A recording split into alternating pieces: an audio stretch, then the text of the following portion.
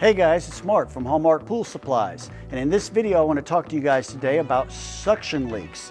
Now, this is part 3 in a series of videos that I made called Finding a Leak Like a Pro.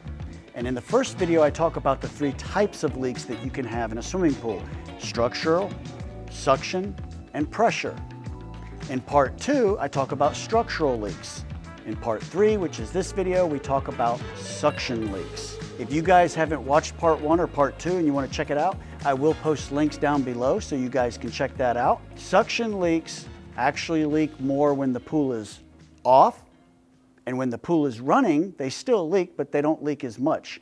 What are suction leaks? Suction leaks are going to be pertaining to skimmer lines or drain lines in your pool, because those are suction lines. That is where, if we go to a swimming pool, we will see we have a drain, we have a skimmer, and the drain is pulling water from under the pool and the skimmer is pulling water from the top of the pool, and that is where all the debris goes when we have to clean out our skimmer. We've got the basket in here. That is also a suction line, as well as the drain, which is at the bottom of the pool. And I've got a drain here, which we're going to be covering all this. I'm going to explain to you how we can go about finding the leak that you guys might have if it is dealing with a suction leak. When the water is being pulled from the pool to the system, it is under suction. So the first thing we want to do to help us out is we want to check the pump here while it's running. And this should be running airtight. There should be no air. It should be full of water, and it should be running good. Now let's just say you come out and you've got a little air in here. One way to pinpoint where the problem may be, if it's in the drain or if it's in the skimmer line itself, what we can do is we can actually close the drain. So let's say we close the drain, and by closing the drain, we notice that the air is gone. Now that pretty much tells me that we may have a problem in the drain line because it's running good on the skimmer. So if we want to check ourselves, we can actually open the drain and we can close the skimmer. And now by closing the skimmer, we're pulling solely off the drain and we're pulling air, but now we're pulling more air than what we were when both lines were open. And the reason for this is because we are starving the pump and we're restricting the pump from pulling water from only one line instead of 2. So the air, if there is a break in the line, is going to be more pronounced. So this now tells us that if we close the skimmer and we're running off the drain and we're pulling air, that we may have a problem in our drain line. For an example, if I was to open the skimmer and close the drain, now we see that it's running with no air. That tells me everything up here is airtight, but our problem is in the drain line because every time we open it, we're getting air. The principle behind this is like putting a straw in a glass of water, and if we drink from that straw and there's a split in the straw, we suck air. We've all experienced this. So it's very important to make sure that we isolate the right line. So I'm going to give you guys another scenario. Let's just say we come out and we've got air running in the pump, and the drain is open and the skimmer is open, and I close the drain and we still have air. So then I decide to open the drain, close the skimmer, and we still have air.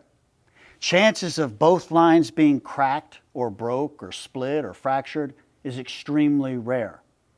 What this tells me, if I'm sucking air on either line, no matter how I open or close these valves, it tells me we have an air leak. I did make a video on air bubbles in your pump, and it is something you guys might want to check out. I'll post a link down below for those of you that want to look at it or watch it. In this case, we have an air leak. When we close one line and it runs good, and we have air only on one line but not on the other, it's not an air leak because the pump is running good. But when it's running with air on either line, it's probably not a break in both lines. It's probably an air leak somewhere here at the pump. And I do explain that a little bit more in detail on that video, Air Bubbles in Your Pump, for those of you that want to check it out. Now, let's suppose you come over here to your pump and the drain is open, the skimmer's open, and it's running and there's no air. And we close the drain and there's no air, it's running good. So then we come over and we open the drain and close the skimmer and it's running good, no air. What does that tell us? If we have a suction break, you would think that we would pull air.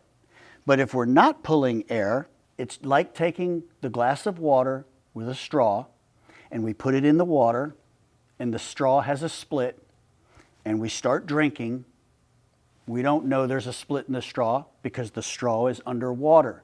And if you have a bad suction leak and the pool was off and the water leaked out in the ground, if it's in sandy soil, it will dry quickly and absorb into the ground and you'll see air. If your plumbing is in hard ground or like clay or what have you, then as that water is leaking around the pipe, the earth is holding the water, kind of like the straw that's still underwater as we're drinking.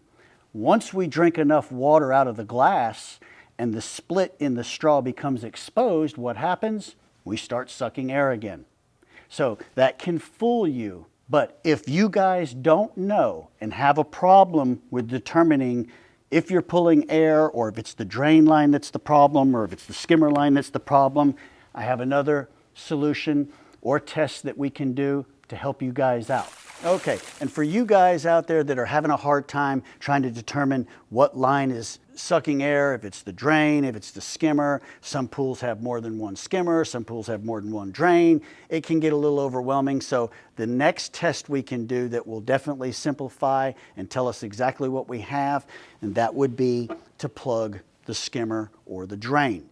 Now, by doing so, that will tell us exactly what we've got and will help us find the leak a little bit easier. This is all just basically process of elimination. So for an example, let's just say we come over to our skimmer and we're going to use an SP1022C. This is a threaded O-ring plug. I will have the threaded O-ring plug as well as the expandable plug that I'm holding here in my hand and a link down below, so if you guys need that, you can check it out. But what we want to do is take this plug and we want to remove the basket.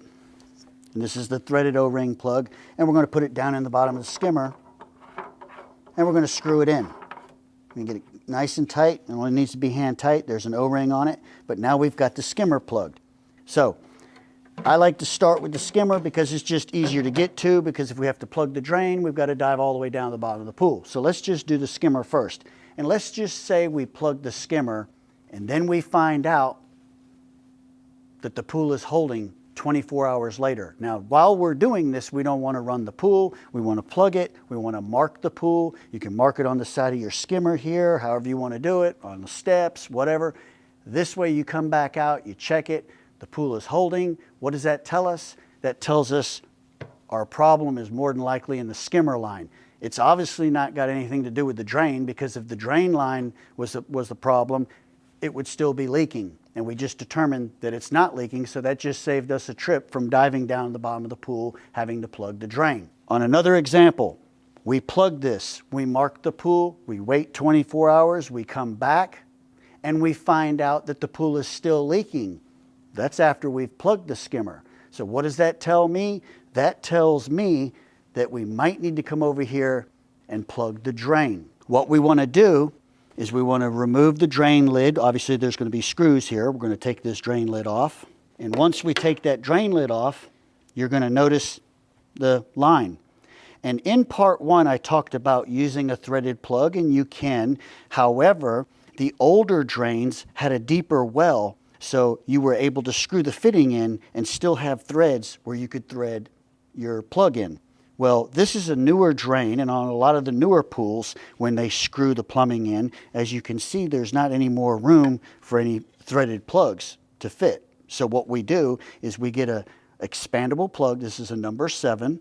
We're going to push this in and make sure she's in nice and tight, and then we're going to turn it and we're going to tighten it up. By doing so, now we've got that drain plugged. Now, on a lot of pools today, there are dual drains. By code, pools have to have 2 drains. They are tied together, but if you have 2 drains, you will need to plug both of the drains. If you have an older pool and you only have one drain, then you only have to plug one. So now we plug this. Keep in mind the pool is still off and the skimmer's plugged as well as the drain. And we determine that now it's not leaking. So all we have to do now, it doesn't matter which one you want to do, but we can come over here to the skimmer, take the basket out, remove this plug. We've taken the plug out. Now we're going to remark the pool and let it sit for 24 hours and come back in 24 hours later. And if we find, for an example, that the pool is not leaking, then we know that the culprit is the drain because we still have the drain plugged. So these tests, by looking at air or plugging off the lines, will help you guys pinpoint the problem and which line is leaking. And for an example, let's just say we find out the drain line is bad. If the drain line is broke from the edge of the deck to the pump and filter system, you can dig it up and repair it. If it's broke underneath the pool, it's going to be much harder to get to, and you can simply just plug it like you see here and leave it plugged, and we're going to omit the drain. If we eliminate the drain, a pool can still function without a drain. It's nice to have a drain, but you don't have to have a drain. On the other hand, if a skimmer line is broke, we definitely have to fix it because you can't run the pool without a skimmer. When a skimmer line breaks, if it's from the deck to the pump and filter, we can also dig that up and repair it. If it's under the deck, we can tunnel under or cut the concrete deck to make that repair because it's much easier to get to than the drain. Now, if you're making the repair, that's one thing. If you're hiring a pool professional, then when they come out, you'll be able to tell them, hey, my drain line is broke or my skimmer line is broke. Now they're not going to have to spend a lot of time testing, monitoring, making multiple trips, wasting time, costing money. They'll know exactly what to look for, and they'll pinpoint it, find it, and fix it. So this way, you've done the homework, and it will help you as well as the pool professional find your leak and repair it. So hopefully this video helped you guys, and I really appreciate all you guys watching, especially my subscribers. And I want to give a big thanks out to all of my subscribers. We're almost at 10,000. It's been an incredible journey this past 2 years doing this channel, and I really appreciate all of you guys watching. And if you did not hit the like or subscribe button, definitely do so for future content. Definitely remember us at Hallmark Pool Supplies for all your pool needs. As always, I do appreciate you watching. My name is Mark, and I'll see you guys on the next video.